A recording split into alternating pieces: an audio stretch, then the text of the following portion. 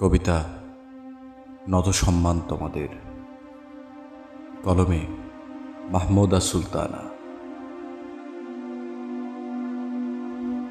আমি ভীরু, দুর্বল, অপদার্থ একটা। কি জানি এক অদৃশ্য বন্ধন আষ্টে পিষ্টে বেঁধে রাখে আমায়। দুপা ফেলতে পারি না, অজানা ভয় বেঁধে রাখে আমায়। তবু আমি ছুটে যাই লেনিন, কার্ল মার্ক্সের কাছে, শেক্সপিয়র, বাইরন, মধুসূদন, রবি ঠাকুর, নজরুল, জীবনানন্দের কাছে। আমি আকাশ পানে চেয়ে তোমাদের দেখা পাই।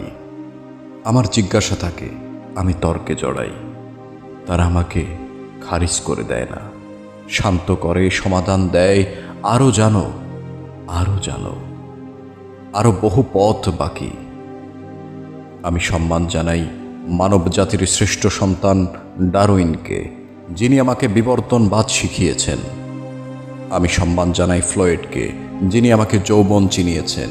আমি সম্মান জানাই কার্ল মার্ক্সকে, তিনি দেখিয়েছেন শ্রেণী সংগ্রাম সভ্যতা কি।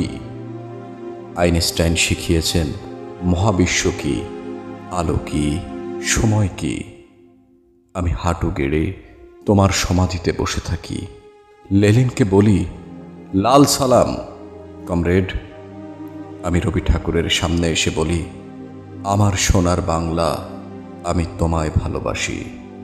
নজরুলকে পেয়ে বলি, থাকবো না কো বদ্ধ ঘরে, দেখবো এবার জগৎটাকে। আমি শক্তি পাই তোমার কাছে।